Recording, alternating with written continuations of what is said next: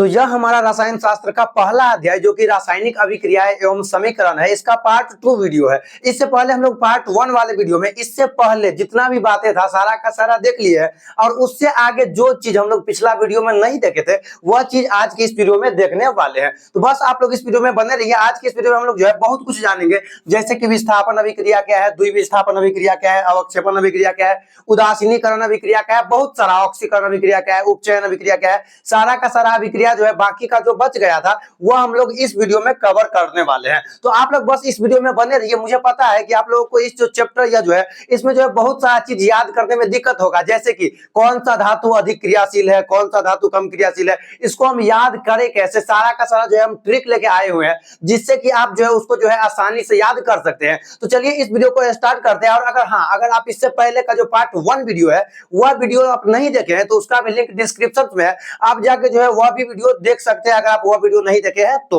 फिलहाल अभी के इस वीडियो में हम लोग सबसे पहले यह जानते हैं कि विस्थापन अभिक्रिया क्या है। तो सबसे पहले आप समझिए कि विस्थापन अभिक्रिया क्या होता है। इसमें यह होता है कि आपको एक यौगिक दिया रहता है, आपको एक क्या दिया रहता है, यौगिक दिया रहता है, और इसमें जो होता है एक नया धातु आता है और उस यौगिक से जो है किसी और धातु को बाहर निकल जाता है और अपना जो है खुद का जगह बना लेता है। आपको समझ में नहीं आया, जैसे देखिए अभी यह एक यौगिक था हमारा, एक यौगिक था कॉपर सल्फेट का। कॉपर सल्फेट में हम क्या डाले हैं, तो हम डाले हैं आयरन। क्या डाले हैं, आयरन डाले हैं। तो यह आयरन क्या करता है, यह जो कॉपर सल्फेट है इस कॉपर सल्फेट से कॉपर को हटा देता है और अपना जगह जाके इसके साथ बना लेता है। देखिए SO4 के साथ Fe अपना जगह बना लिया और Cu को क्या कर दिया, अलग कर दिया। तो ऐसी अभिक्रिया को ही विस्थापन या एकल विस्थापन अभिक्रिया करते हैं। यानी वह अभिक्रिया जिसमें अधिक पावरफुल जो तत्व होता है, यानी वह अभिक्रिया जिसमें अधिक पावरफुल तत्व कम पावरफुल तत्व को उसके यौगिक से हटा देता है और अपना खुद का एक नया यौगिक बना लेता है, तो उसे ही विस्थापन या एकल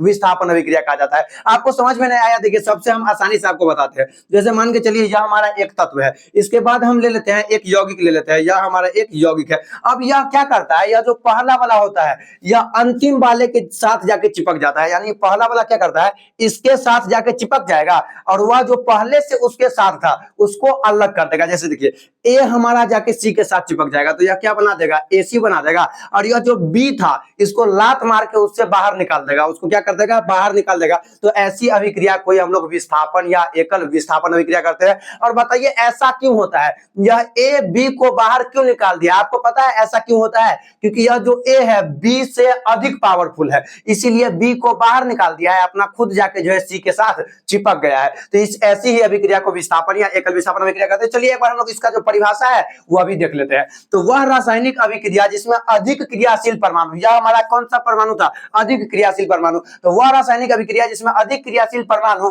कम क्रियाशील परमाणु को उसके यौगिक से हटाकर एक नया यौगिक बना लेता है, तो उसे ही विस्थापन या एकल विस्थापन अभिक्रिया करते हैं। जैसे देखिए आप यहाँ पे एक हमारा यहाँ पे तत्व दिया हुआ है Pb, यानी कि परमाणु या तत्व जो बोलिए आप, यह है हमारा लेड। क्या है, लेड। लेड को हम मिला है कॉपर क्लोराइड के विलयन में, किसके विलयन में, कॉपर क्लोराइड के विलयन में। तो अब आप बताइए यह लेड किसके साथ जाके चिपक जाएगा, तो यह लेड जाके चिपक जाएगा किसके साथ, तो इसके साथ, क्लोरीन के साथ जाके चिपक जाएगा।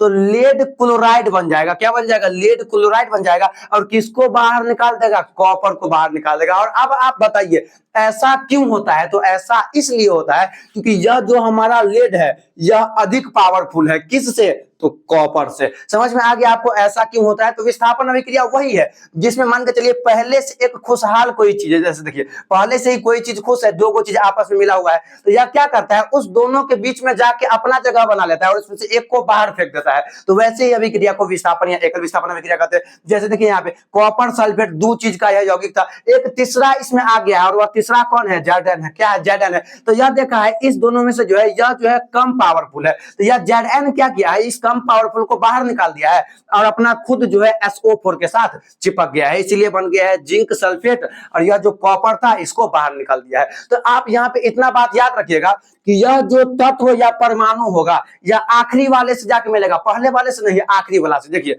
जैसे Zn जाके मिलेगा SO4 से, यहाँ पे देखिए Pb जाके मिलेगा Cl2 से, यहाँ पे देखिए Fe जाके मिलेगा SO4 से। यानी इस साइड वाला जो होता है प्लस के हल्का उधर वाला, प्लस के बाद वाला, उसको उसको बाहर फेंक देता है। देखिए प्लस के बाद वाला क्या था, Cu, Cu को बाहर निकाल दिया है। प्लस के बाद वाला क्या था, Cu, Cu को बाहर निकाल दिया है। प्लस के बाद वाला क्या था, Cu, Cu को बाहर निकाल दिया और अंतिम वाले के जाके साथ खुद जुड़ गया है। तो ऐसी ही अभिक्रिया को विस्थापन या एकल विस्थापन अभिक्रिया कहते हैं। तो बताइए FeCuSO4 के साथ मिला है तो FeSO4 से मिल गया है और Cu को बाहर निकाल दिया है। तो ऐसा क्यों होता है, तो ऐसा इसलिए होता है क्योंकि यहाँ पे जो Fe है यह कॉपर से क्या है, अधिक क्रियाशील है। क्या है, अधिक क्रियाशील है। इतना बात आपको समझ में आ गया। इसमें भी देखिए लेड कॉपर को बाहर निकाल दिया है, क्यों, क्योंकि लेड कॉपर से अधिक क्रियाशील है। इसमें भी आप देखेंगे तो जिंक कॉपर को बाहर निकाल दिया है, क्यों, क्योंकि जिंक जो है कॉपर से अधिक पावरफुल है। समझ में आपको आ गया। अब यहाँ पे जो है बहुत सारा दिक्कत यह होता है कि आखिर हमको पता कैसे चलेगा कि कोई भी तत्व कितना ज्यादा पावरफुल है यानी कितना अधिक क्रियाशील है और कितना कम पावरफुल है यानी कि कितना कम क्रियाशील है, यह हमको पता कैसे चलेगा। तो देखिए सबसे पहले जो सबसे अधिक क्रियाशील जो धातु, सबसे अधिक क्रियाशील जो तत्व होता है उसका नाम है पोटेशियम। क्या है, पोटेशियम है। तो इसको आप याद कैसे रख सकते हैं, देखिए पोटेशियम, नाइट्रोजन है आपका, पोटेशियम है आपका, सोडियम है आपका, यहाँ पे कैल्शियम है, मैग्नीशियम है। इसको आप याद कैसे रख सकते हैं, तो इसके लिए आपको जो है एक बातें याद रखना है जो कि कुछ इस तरीका से है कि कटरीना ने कार मांगी। आप ऐसे करके इसको याद रख सकते हैं। कैसे याद रखेंगे, आप सबसे पहले चार चार लाइन में आइए। कटरीना ने कार मांगी, और कौन सी कार मांगी, तो अल्टोजेन फरारी। कौन सी कार, तो अल्टोजेन फरारी। इसके बाद आपको बोलना है कि मतलब वह जो मांगती है वह उसको नहीं मिलता है, तो इसीलिए फिर भी हाय क्यों मिली। आप यहां से क्या याद रखेंगे कि फिर भी हाय क्यों मिली, सिल्वर ऑडी। क्या, तो सिल्वर ऑडी, यानी कि कटरीना ने कार मांगी अल्टोजेन फरारी लेकिन उसको वहां नहीं मिला, तो इसीलिए फिर भी हाय क्यों मिली सिल्वर ऑडी। इतना आपको समझ में आ गया। क्या आपको समझ में आया कि कटरीना ने कार मांगी अल्टोजेन फरारी, फिर भी हाय क्यों मिली सिल्वर ऑडी। हमारे साथ एक बार आप दोहराइए। आप क्या दोहराएंगे कि कटरीना ने कार मांगी अल्टोजेन फरारी, फिर भी हाय क्यों मिली सिल्वर ऑडी। अगर आपको यह बात याद हो गया है, मानिए आपको अधिक क्रियाशील तत्व और कम क्रियाशील तत्व का क्रम भी याद हो गया है। जैसे देखिए कटरीना में के है यानी के हो जाएगा सबसे शुरू में आपका। जैसे देखिए यहाँ पे कटरीना ने में एन है यानी कि एन है। जैसे देखिए यहाँ पे कार में सी ए है यानी क्या हो जाएगा, कैल्शियम हो जाएगा। मांगी में एम और जी, देखिए मांगी में एम और जी है यानी मैग्नीशियम हो जाएगा। अल्टो में ए और एल है यानी एल्यूमिनियम हो जाएगा। जेड एन है यहाँ पे तो जिंक हो जाएगा। फरारी में देखिए एफ ई है तो एफ ई हो जाएगा, आयरन हो जाएगा। यहाँ पे फिर भी में देखिए पी से प, भी से भी का क्या है, बी है, तो फिर भी में क्या हो जाएगा, पी बी यानी कि लेड जिसको हम बोलते हैं। एच ई हाई यानी क्या हो जाएगा, हाइड्रोजन हो जाएगा। जैसे क्यू तो क्यू यानी सी यू, क्या सी यू। मिली एच जी यानी कि मरकरी, इसको हम क्यों दिए हैं एच जी, देखिए मरकरी के लिए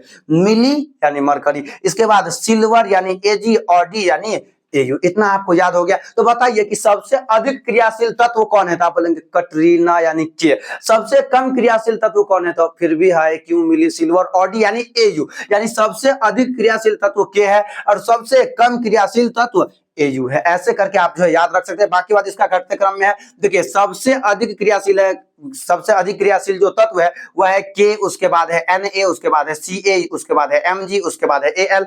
ऐसे कर करके जो है सबसे अधिक क्रियाशील सबसे ऊपर में दिया गया है और उसके बाद घटते क्रम में है। सबसे कम क्रियाशील तत्व सबसे नीचे दिया गया है। तो क्या आपको यह याद क्रम जो है याद हो गया। क्या याद हो गया आपको कि कटरीना ने कार मांगी अल्टोजेन फरारी, फिर भी हाय क्यों मिली सिल्वर ऑडी। तो ऐसा आपको अगर याद हो गया यानी आपको अधिक क्रियाशील तत्व और कम क्रियाशील तत्व भी याद हो गया। तो उम्मीद है कि आपको विस्थापन या एकल विस्थापन अभिक्रिया समझ में आ गया होगा। विस्थापन या एकल विस्थापन अभिक्रिया क्या है, जब कोई यौगिक दिया रहता है और उसमें किसी हम नयिका तत्व को डालते हैं और वह नयिका तत्व उस यौगिक के साथ जाके मिल जाता है और उसमें जो कम क्रियाशील जो तत्व होता है, कम पावरफुल, उसको बाहर फेंक देता है। तो वैसे ही अभिक्रिया को विस्थापन या एकल विस्थापन अभिक्रिया कहते हैं। जैसे देखिए Zn को हम डाले हैं CuSO4 में, तो क्या किया है, Zn Cu को बाहर फेंक दिया है और SO4 के साथ खुद चिपक गया है। देखिए यहाँ पे, और Cu को बाहर फेंक दिया है। ऐसा क्यों हुआ है, क्योंकि Zn अधिक पावरफुल है Cu से। अब आप बोलेंगे कैसा, देखिए ना अपने यहाँ पे क्रम में, देखिए Zn हमारा क्या है, यहाँ पे है, और हमारा जो यह Cu है, Cu कहाँ पे है, Cu कहाँ पे है, यहाँ पे। बताइए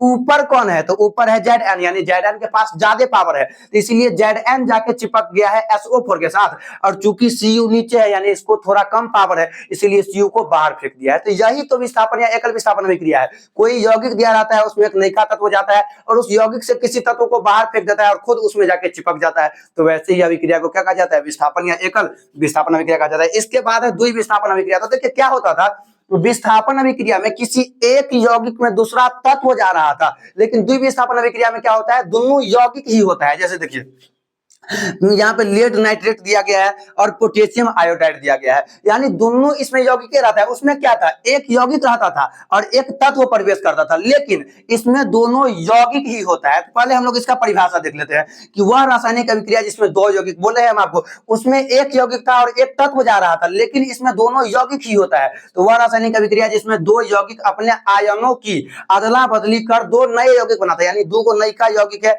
उस दोनों आपस में मिल जाएगा। जैसे देखिए दो को यौगिक है, दोनों आपस में मिलेगा और दो को नयिका यौगिक बनाएगा, तो उसी अभिक्रिया को कहा जाएगा द्विविस्थापन अभिक्रिया, ठीक, या उभय विस्थापन अभिक्रिया भी इसको कहा जाता है। जैसे देखिए यहाँ पे लेड नाइट्रेट, यहाँ पे हमारा क्या दिया गया है, लेड नाइट्रेट है हमारा। यहाँ पे इसमें क्या देखिए, यहाँ पे एक है लेड नाइट्रेट और एक है पोटेशियम आयोडेट। एक क्या है, पोटेशियम आयोडेट है, एक है लेड नाइट्रेट और एक है पोटेशियम आयोडेट। जब यह दोनों आपस में मिला है तो क्या बना दिया है, तो लेड आयोडाइड बना दिया है और पोटेशियम नाइट्रेट बना दिया है। तो ऐसे ही आपको याद रखना है। क्या आप याद रखेंगे, देखिए यहाँ पे क्वेश्चन क्या आता है, देखिए यह भी एक यौगिक है, यह भी एक यौगिक है, दोनों आपस में मिला है तो दो का अभिक्रिया हुआ है, तो यह तो द्विविस्थापन अभिक्रिया है, हम यह मान गए। लेकिन बताइए लेड नाइट्रेट का कलर कैसा होता है, तो आप क्या बोलेंगे, रंगहीन बोलेंगे। बताइए कि पोटेशियम आयोडाइड का कलर कैसा होता है, तो तब आप बोलेंगे क्या होता है, रंगहीन होता है। बताइए पोटेशियम आयोडाइड का रंग कैसा होता है, तो पीला होता है। अब बताइए पोटेशियम नाइट्रेट का रंग कैसा होता है, तो रंगहीन होता है। यहां से यह तीनों आए या ना आए, आपसे यहाँ पे ये आ सकता है कि पोटेशियम आयोडाइड का रंग कैसा होता है, तब आप बोलेंगे कैसा होता है, पीला होता है। याद रखिएगा, रंग से क्वेश्चन आता है। जैसे यहाँ पे देखिए, यहाँ पे सिल्वर नाइट्रेट, क्या है, दो को यौगिक है, देखिए एक है सिल्वर नाइट्रेट और एक है सोडियम क्लोराइड। दो को यौगिक है या नहीं, द्विविस्थापन अभिक्रिया में वही होता है, दो को यौगिक होता है। तो यहाँ पे देखिए एक है सिल्वर नाइट्रेट और एक है सोडियम क्लोराइड, दोनों आपस में मिला है और क्या बना दिया है, सोडियम क्लोराइड क्या बना दिया है यहाँ पे, तो सिल्वर क्लोराइड और सोडियम नाइट्रेट बना दिया है। क्या बना दिया है, सोडियम नाइट्रेट बना दिया है। तो यह आप जो है यहाँ पे याद रख सकते हैं, ठीक। जैसे देखिए आप यहाँ पे बताइए कि सिल्वर नाइट्रेट था और सोडियम क्लोराइड था, सिल्वर क्लोराइड का रंग कैसा हुआ हो गया है, तो सफेद हो गया है, और सोडियम नाइट्रेट के बारे में यहाँ पे रंगहीन ही होता है, तो वह नहीं दिया गया है, ठीक। आपको इतना बात याद रखना है। इसके बाद आइए अवक्षेपण अभिक्रिया क्या होता है, तो विस्थापन अभिक्रिया और द्विविस्थापन अभिक्रिया आपको समझ में आ गया। क्या आपको समझ में आया है, विस्थापन अभिक्रिया में एक यौगिक होता है और उसमें एक तत्व जाता है और कम वाला पावरफुल जो तत्व होता है उसको बाहर निकाल देता है। द्विविस्थापन में क्या होता है, तो दोनों यौगिक होता है और दोनों यौगिक आपस में मिलकर दो को नयिका यौगिक बना देता है, तो उसे विस्थापन या द्विविस्थापन अभिक्रिया उसे ही कहा जाता है। इसके बाद आइए अवक्षेपण अभिक्रिया। तो अवक्षेपण अभिक्रिया में उतना आपको ध्यान नहीं देना है। अवक्षेपण अभिक्रिया वह होता है जिस अभिक्रिया में, जैसे मान के चलिए कोई चीज आपस में मिला है और नयिका चीज बनाया है, और वह नयिका चीज के रूप में अगर हमें कोई ठोस पदार्थ प्राप्त हुआ है तो उस अभिक्रिया को हम लोग अवक्षेपण अभिक्रिया कहते हैं। समझ में नहीं आया, जैसे देखिए यहाँ पे, जैसे यहाँ पे सोडियम सल्फेट, क्या है, सोडियम सल्फेट है, और देखिए यहाँ पे बेरियम क्लोराइड है, क्या है, बेरियम क्लोराइड है। यह जो है बेरियम सल्फेट का जो है ठोस पदार्थ बना दिया, तो वही है जब वह अभिक्रिया जिसमें उत्पाद के रूप में यानी प्रतिफल के रूप में, यानी वैसी अभिक्रिया जिसमें प्रतिफल के रूप में हमें कोई ठोस पदार्थ प्राप्त होता है जो कि नहीं घुलता है, तो उसी अभिक्रिया को अवक्षेपण अभिक्रिया कहा जाता है, ठीक। तो इतना बात आप याद रखिएगा। इसके बाद है उदासीनीकरण अभिक्रिया। तो उदासीनीकरण अभिक्रिया क्या होता है, तो उदासीनीकरण अभिक्रिया में आपको दो चीज याद रखना है, एक है अम्ल और एक है क्षार। क्या आप दो चीज याद रखेंगे, एक अम्ल याद रखेंगे और एक क्षार याद रखेंगे। होता क्या है, जब अम्ल और क्षार दोनों आपस में मिलता है तो दो चीज बनाता है, लवण और जल। दो बात आपको, चार बात यहाँ पे याद रखना है, अम्ल और क्षार दोनों आपस में मिलेगा तो क्या बनाएगा, तो लवण और जल। अब ऐसे ही अभिक्रिया को उदासीनीकरण अभिक्रिया कहते हैं। क्या आपको समझ में आया, दो चीज, एक है आपका अम्ल, एक है आपका क्षार, जब दोनों आपस में मिलेगा तो क्या बनेगा, लवण और जल। तो वैसी ही अभिक्रिया को उदासीनीकरण अभिक्रिया कहते हैं। जैसे देखिए यहाँ पे परिभाषा इसका क्या दिया गया है कि वह रासायनिक अभिक्रिया जिसमें अम्ल और क्षार अपने आयनों का अदला बदली कर लवण और जल बनाते हैं। यहाँ पे चार बात आप याद रखिएगा, अम्ल और क्षार आपस में मिलता है और क्या बनाता है, तो लवण और जल बनाता है। और वैसी ही अभिक्रिया को हम लोग क्या कहते हैं, तो उदासीनीकरण अभिक्रिया कहते हैं। जैसे देखिए यहाँ पे HCl हाइड्रोक्लोरिक आपको अम्ल दिया गया है यहाँ पे, और एक है आपका सोडियम हाइड्रोक्साइड जो कि क्षार है, यह है अम्ल। और देखिए यह दोनों अलग अलग अभिक्रिया है, या पहला अभिक्रिया है या दूसरा अभिक्रिया है, अलग अलग अभिक्रिया है। तो देखिए होता क्या है, तो देखिए यहाँ पे है HCl, यहाँ पे है सोडियम हाइड्रोक्साइड, तो यहाँ पे हाइड्रोक्लोरिक अम्ल और यहाँ पे है सोडियम हाइड्रोक्साइड। जब यह दोनों आपस में मिलेगा तो आपको पता है कि ऐसे करके यह अभिक्रिया होता है, यह इसके साथ जाएगा तो क्या बनेगा, NaCl। क्या बनेगा, NaCl। यह जो है एक प्रकार का द्विविस्थापन अभिक्रिया ही है, यह बनेगा NaCl। देखिए H यहाँ पे एक है, यहाँ पे एक है, यानी H कई गो है, दो गो, और ऑक्सीजन एगो है, एगो। बताइए अब देखिए, जब जब हम लोग यहाँ पे हाइड्रोक्लोरिक अम्ल और सोडियम हाइड्रोक्साइड को आपस में मिलाए हैं, जो कि एक अम्ल था और एक क्षार था, जब दोनों को आपस में मिलाए हैं तो हमें एक लवण प्राप्त हुआ है और उसके साथ साथ क्या प्राप्त हुआ है, जल प्राप्त हुआ है। तो वैसी अभिक्रिया इसमें उत्पाद के रूप में लवण और जल प्राप्त होता है, तो वैसी अभिक्रिया को उदासीनीकरण अभिक्रिया कहते हैं। जैसे देखिए यहाँ पे आपका जैसे यहाँ पे आपका नाइट्रिक अम्ल दिया गया है और यहाँ पे आपका जो है पोटेशियम हाइड्रोक्साइड दिया गया है। क्या दिया गया है, पोटेशियम हाइड्रोक्साइड दिया गया है। तो यहाँ पे देखिए जब यह दोनों आपस में मिलता है तो यह जो है किसके साथ जाता है, तो के जाएगा आपको NO3 के साथ। किसके, NO3 के साथ, तो KNO3 बन जाएगा। इसके साथ साथ आपको क्या बनेगा, तो यहाँ पे देखिए H1H1, H है दो गो और O है एगो, यानी जल प्राप्त हुआ। तो उसी अभिक्रिया को उदासीन अभिकरण अभिक्रिया कहते हैं, जिसमें क्या होता है, तो अम्ल और क्षार आपस में मिलता है और लवण और जल बनाता है। तो वैसे ही अभिक्रिया को उदासीनीकरण अभिक्रिया कहते हैं। उम्मीद है कि आपको इतना बात समझ में आ गया। क्या हम लोग एक बार जो है शुरू से रिवीजन करें, विस्थापन या एकल विस्थापन अभिक्रिया क्या है, जिसमें एक यौगिक रहता है, उसमें एक तत्व जाता है और उस यौगिक से जो कम पावरफुल तत्व होता है उसको बाहर फेंक देता है, और वैसी अभिक्रिया को क्या कहते हैं, तो विस्थापन या एकल विस्थापन अभिक्रिया कहते हैं। और अब आपके मन में चलेगा, हमको पता कैसे चलेगा कि कौन सा तत्व अधिक पावरफुल है और कौन कम पावरफुल है, तो उसके लिए भी हम एक ट्रिक आपको दिए हैं कि कटरीना ने कार मांगी अल्टो जेन फरारी, फिर भी हाय क्यों मिली सिल्वर ऑडी। यह आप जो है ऐसे करके यहाँ से याद रख सकते हैं, इससे आपको यह भी याद हो जाएगा। यहाँ पे potassium, sodium, calcium, magnesium, aluminium, zinc, iron, यहाँ पे लेड हो गया आपका, हाइड्रोजन, कॉपर हो गया, मरकरी हो गया आपका, यहाँ पे सिल्वर हो गया आपका, ठीक, यहाँ पे ऐसे करके हो जाएगा।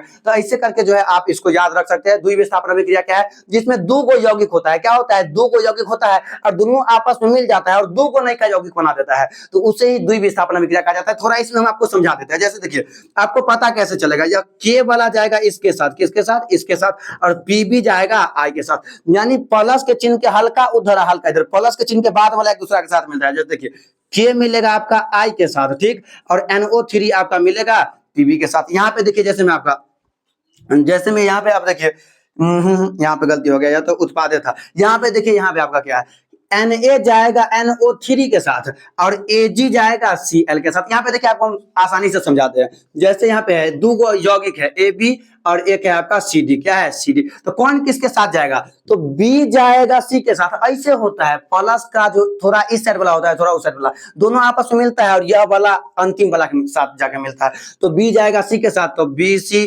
प्लस A जाएगा D के साथ, तो AD हो जाएगा। तो उम्मीद है कि आपको इतना चीज याद हो गया होगा। इसके बाद अवक्षेपण अभिक्रिया था। अवक्षेपण अभिक्रिया क्या था, जिसमें हमें जो है उत्पाद यानी प्रतिफल के रूप में क्या प्राप्त होता था, तो कोई ठोस पदार्थ। तो वैसी अभिक्रिया को हम लोग जो है अवक्षेपण अभिक्रिया कर देते थे।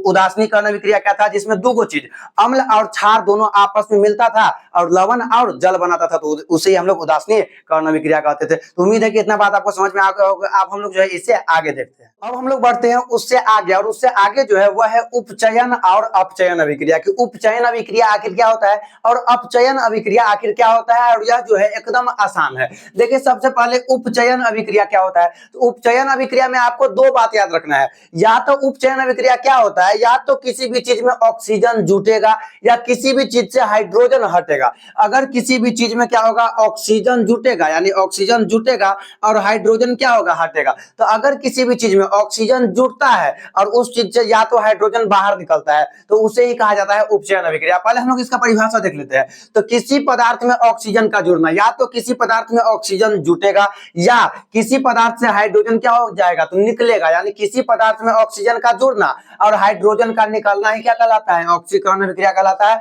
या इसे ही उपचयन अभिक्रिया कहा जाता है। समझ में नहीं आया आपको, यहाँ पर जो एकदम बारीकी से आप समझिए यह कहना क्या चाह रहा है। देखिए क्या बोला है कि किसी पदार्थ में ऑक्सीजन जुड़ता है, तो चलिए हम लोग देखते हैं। जैसे देखिए यहाँ पे एक पदार्थ है कार्बन। क्या है, कार्बन है। कार्बन में क्या क्या बोला है, या तो ऑक्सीजन जुटेगा, तो देखिए यहाँ पे कार्बन में ऑक्सीजन जुटा है या नहीं जुटा है, जुटा है ना। देखिए कार्बन में ऑक्सीजन क्या हो गया है, जुटा है। तो अगर किसी भी पदार्थ में ऑक्सीजन जुड़ता है तो उसे ही ऑक्सीकरण अभिक्रिया कहा जाता है, या तो हाइड्रोजन निकल भी सकता है, वो भी हम देखेंगे। जैसे यहाँ पे देखिए 2Mg मैग्नीशियम है, मैग्नीशियम में क्या जुट रहा है, ऑक्सीजन। देखिए जैसे में सल्फर, सल्फर में क्या जुट रहा है, ऑक्सीजन। जैसे में आप देखेंगे सोडियम, सोडियम में क्या जुट रहा है, ऑक्सीजन। तो जिस भी अभिक्रिया में हम देखेंगे कि उसमें अगर ऑक्सीजन योग हो रहा है, ऑक्सीजन जुट रहा है, तो उसे हम लोग बोल देंगे उपचयन अभिक्रिया या ऑक्सीकरण अभिक्रिया। देखिए ऑक्सी मतलब ऑक्सीजन, क्या ऑक्सीजन। तो किसी भी पदार्थ में अगर ऑक्सीजन जुटा है, जैसे देखिए कार्बन में क्या जुटा है, ऑक्सीजन। मैग्नीशियम में क्या जुटा है, ऑक्सीजन। सल्फर में क्या जुटा है, ऑक्सीजन। सोडियम में क्या जुटा है, ऑक्सीजन। तो वही है, अगर किसी भी पदार्थ में ऑक्सीजन जुड़ता है तो उसे ही क्या कहा जाता है, ऑक्सीकरण अभिक्रिया कहा जाता है या उपचयन अभिक्रिया कहा जाता है। और एक शर्त और था, या तो ऑक्सीजन जुटेगा, तो देखिए सब में ऑक्सीजन जुटा था, और या तो हाइड्रोजन बाहर निकल जाएगा। जैसे देखिए कहने का मतलब, जैसे देखिए सल्फर में यहाँ पर क्या लगा हुआ है, हाइड्रोजन लगा हुआ है। सल्फर में क्या लगा हुआ है, हाइड्रोजन लगा हुआ है। लेकिन अब आप देखेंगे तो सल्फर से हाइड्रोजन क्या हो गया है, बाहर निकल गया है। तो इसीलिए अगर किसी भी अभिक्रिया में या तो ऑक्सीजन जुट जाएगा या तो हाइड्रोजन जिसमें है उससे बाहर चला जाएगा। जैसे देखिए हाइड्रोजन लगा था सल्फर के पास, अब क्या सल्फर के पास हाइड्रोजन है, सल्फर के पास हाइड्रोजन है नहीं ना है, तो सल्फर से हाइड्रोजन बाहर निकल गया है। तो वही यहाँ पे आपको समझना है। जैसे यहाँ पे देखिए, यहाँ पे हाइड्रोजन किसके पास लगा है, एन के पास, नाइट्रोजन के पास लगा है। लेकिन अब यहाँ पे देखेंगे कि यहाँ पे हाइड्रोजन किसके साथ चला गया है, ऑक्सीजन के साथ चला गया है। तो यही आपको समझना है, अगर किसी भी पदार्थ में ऑक्सीजन जुट जाए या किसी भी पदार्थ से हाइड्रोजन क्या हो जाए, बाहर निकल जाए। जैसे देखिए यहाँ पे हाइड्रोजन क्लोरीन के साथ लगा हुआ है, लेकिन अब आप यहाँ पे देखेंगे कि हाइड्रोजन क्लोरीन से क्या हो गया है, अलग हो गया है। तो वही समझना है। देखिए ना यहाँ पे हाइड्रोजन क्लोरीन के साथ लगा हुआ था, क्या इधर अब क्लोरीन के साथ हाइड्रोजन लगा हुआ है, नहीं ना लगा हुआ है, क्लोरीन से अलग चला गया है। तो वही बात आपको समझना है, अगर किसी भी पदार्थ में ऑक्सीजन जुट जाए या किसी भी पदार्थ से हाइड्रोजन बाहर निकल जाए तो उसे हम लोग बोलेंगे ऑक्सीकरण अभिक्रिया। इसका सेम अपोजिट है अपचयन। और इसमें क्या हो रहा था, ऑक्सीजन आ रहा था और हाइड्रोजन बाहर निकल रहा था। लेकिन इसमें क्या होगा, इसमें हाइड्रोजन जुटेगा और ऑक्सीजन बाहर निकल जाएगा। जैसे देखिए परिभाषा पढ़िए कि किसी भी पदार्थ में हाइड्रोजन का जुड़ना, किसी भी पदार्थ में हाइड्रोजन का जुड़ना या ऑक्सीजन का बाहर निकलना अभिक्रिया क्या कहलाता है, उपचयन, अपचयन या अवकरण अभिक्रिया कहलाता है। तो ऐसे करके आप याद रखिएगा, उपचयन यह है उपचयन, यह है अपचयन। क्या है, अपचयन। दोनों अलग अलग है, एक बात नहीं है। उपचयन मीन्स हुआ ऑक्सीकरण अभिक्रिया और अपचयन मीन्स हुआ अवकरण अभिक्रिया। ठीक, ऐसे करके आप जो है यहाँ पे याद रख सकते हैं। इसके बाद आप वैसे कर यहाँ पे वैसे करके याद रख सकते हैं। जैसे देखिए अ से होता है अवकरण, अ से होता है अपचयन। ठीक, यहाँ पे देखेंगे आपकी अ आ जाता है, और नहीं है, औ है ना, है ऑक्सीकरण, इसीलिए तो यहाँ पे क्या आ जाएगा, उपचयन आ जाएगा। तो ऐसे करके आप याद रखेंगे। देखिए अ से अवकरण, सीधा सी अ है और सीधा सी अ से क्या, अपचयन अभिक्रिया। तो ऐसे करके याद रखेंगे। और अपचयन अभिक्रिया में होगा क्या, या तो हाइड्रोजन जुटेगा, या तो हाइड्रोजन ऐड होगा और या तो ऑक्सीजन बाहर निकल जाएगा। देखिए चलिए देखते हैं हाइड्रोजन कैसे जुड़ता है। तो यहाँ पे आप देखेंगे, जैसे देखिए यहाँ पे क्लोरीन है, क्लोरीन के साथ क्या जुट रहा है, हाइड्रोजन जुट रहा है। और क्या बना दे रहा है यहाँ पे, देखिए यहाँ पे क्लोरीन नहीं है, हाँ यहाँ पे क्लोरीन है, क्लोरीन के साथ क्या जुट रहा है, हाइड्रोजन जुट रहा है। तो इसलिए यह अभिक्रिया कौन सी अभिक्रिया होगी, तो अपचयन अभिक्रिया होगी। जैसे आप आगे देखिए, यहाँ पे हाइड्रोजन किस में जुट रहा है, आयोडीन में जुट रहा है। यहाँ पे ऑक्सीजन में क्या जुट रहा है, हाइड्रोजन जुट रहा है। तो किसी भी अभिक्रिया में अगर हाइड्रोजन जुड़ता है, अगर हाइड्रोजन जुड़ता है तो उसी अभिक्रिया को क्या कहा जाता है, अपचयन या अवकरण अभिक्रिया, अपचयन या अवकरण अभिक्रिया। जैसे आप यहाँ पे देखिए क्या पढ़े थे, या तो हाइड्रोजन जुटेगा या तो ऑक्सीजन बाहर निकल जाएगा। तो देखिए ऑक्सीजन कैसे बाहर निकलता है, देखिए कॉपर के साथ क्या लगा हुआ था, ऑक्सीजन। जिंक के साथ क्या लगा हुआ था, ऑक्सीजन। मैग्नीशियम के साथ क्या लगा हुआ था, ऑक्सीजन। लेकिन जब आप देखेंगे, देखिए कॉपर के साथ ऑक्सीजन लगा हुआ था, लेकिन अब यहाँ पे देखिए आप कॉपर से ऑक्सीजन क्या हो गया है, बाहर निकल गया है। जिंक के साथ ऑक्सीजन लगा हुआ था, लेकिन यहाँ पे आप देखिए कि जिंक से ऑक्सीजन क्या हो गया है, बाहर चला गया है। मैग्नीशियम के साथ ऑक्सीजन लगा था, लेकिन यहाँ पे आप देखिए मैग्नीशियम से ऑक्सीजन क्या हो गया है, अलग हो गया है। तो वही आपको समझना है, अगर किसी भी पदार्थ में हाइड्रोजन जुटे या ऑक्सीजन बाहर निकल जाए, ऑक्सीजन बाहर निकल जाए, तो वैसी अभिक्रिया को क्या कहेंगे, अपचयन या अवकरण अभिक्रिया कहेंगे। तो बताइए, जिसमें ऑक्सीजन जुटेगा, जिसमें ऑक्सीजन जुटेगा उसे उपचयन, जिसमें हाइड्रोजन जुटेगा उसे अपचयन अभिक्रिया कहेंगे। क्या आपको इतना बात समझ में आ गया है?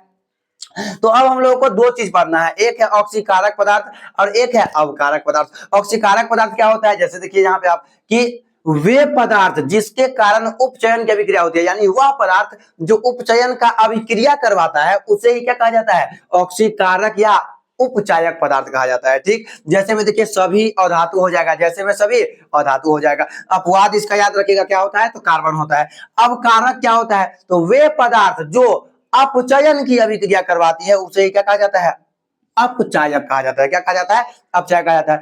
तो जो उपचयन की अभिक्रिया कहलाएगी वह उपचायक, और जो अवकरण की अभिक्रिया कराएगी वह कहलाएगा अपचायक। क्या कहलाएगा, अपचायक कहलाएगा, या अवकारक ही से कहा जाता है। जैसे में हो गया सभी धातु हो गया। अब यहाँ पे आपको नाम याद रखने में जो है थोड़ा सा समस्या हो सकता है कि कैसे हम याद रखेंगे कि ऑक्सीकरण में ही अधातु होगा और अवकरण में यानी कि अवकारक में क्या होगा, धातु होगा। तो यहाँ पे आप देखिए, यहाँ पे भी अ है, यहाँ पे भी अ है, यानी कि अ का जोड़ा लगा हुआ है, इसमें हम धातु ले लेंगे। लेकिन यहाँ पे आप देखिए, यहाँ पे अ है और यहाँ पे उ है, यानी अ का जोड़ा नहीं लगा हुआ है, इसलिए हम अ का जोड़ा लगा देंगे।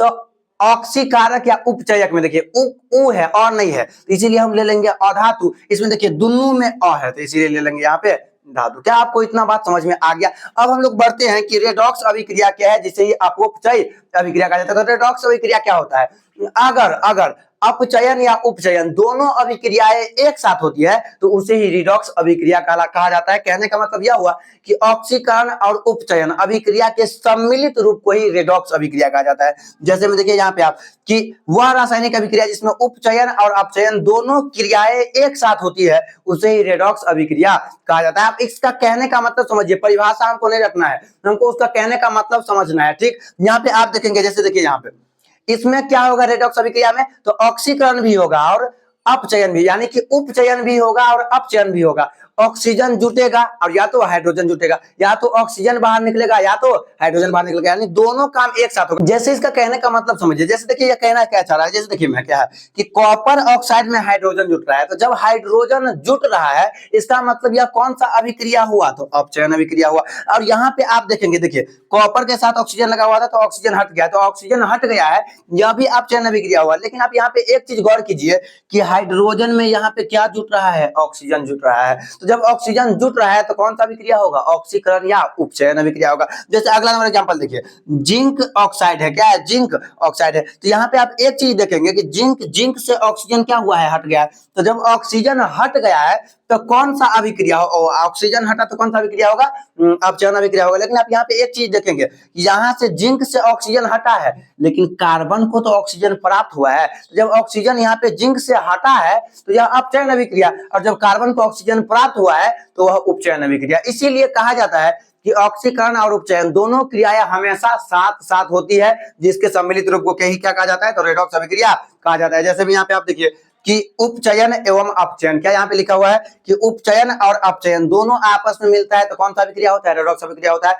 याद रखिएगा किसी भी अभिक्रिया में ऑक्सीकरण और अवकारक दोनों क्रियाएं जो होती है वह एक साथ में होती है। आप यहाँ पे ऐसे करके याद रख सकते हैं, अवकरण और ऑक्सीकरण, उपचयन और अपचयन, ऐसे करके नाम याद रखिएगा। दोनों क्रियाएं हमेशा एक साथ होती है और उसके सम्मिलित रूप को ही रेडॉक्स अभिक्रिया कहा जाता है। अभी तक हम लोग क्या पढ़े हैं, जब भी किसी भी पदार्थ में या जब भी किसी भी पदार्थ में ऑक्सीजन जुटेगा, जब भी किसी पदार्थ में ऑक्सीजन जुटेगा, जब भी किसी पदार्थ में ऑक्सीजन जुटेगा तो कहेंगे वह कौन सी अभिक्रिया है, उपचयन अभिक्रिया, या हाइड्रोजन बाहर निकलेगा। देखिए सल्फर के साथ हाइड्रोजन लगा था लेकिन सल्फर से हाइड्रोजन क्या हो गया है, अलग हो गया है। यहाँ पे देखिए नाइट्रोजन के साथ हाइड्रोजन लगा हुआ था लेकिन नाइट्रोजन से हाइड्रोजन क्या हो गया है, अलग हो गया है। तो जब ऑक्सीजन जुट जाए या हाइड्रोजन किसी पदार्थ से बाहर निकल जाए तो उसे ही क्या कहा जाएगा, ऑक्सीकरण या उपचयन अभिक्रिया कहा जाएगा। और या तो किसी भी पदार्थ में हाइड्रोजन जुट जाए, किसी भी पदार्थ में हाइड्रोजन जुट जाए, किसी भी पदार्थ में हाइड्रोजन जुट जाए, किसी भी पदार्थ में हाइड्रोजन जुट जाए तो उसे ही अवकरण या अपचयन अभिक्रिया कहा जाता है। और या ऑक्सीजन बाहर निकल जाए, जैसे देखिए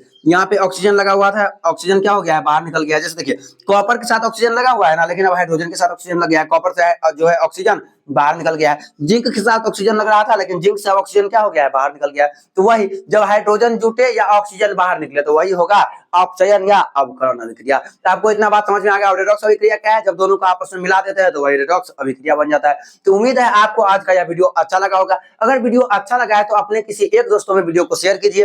और अगर आप इसका पार्ट 1 वीडियो नहीं देखे हैं तो उसका भी लिंक डिस्क्रिप्शन में जाके आप वह भी वीडियो देख सकते हैं।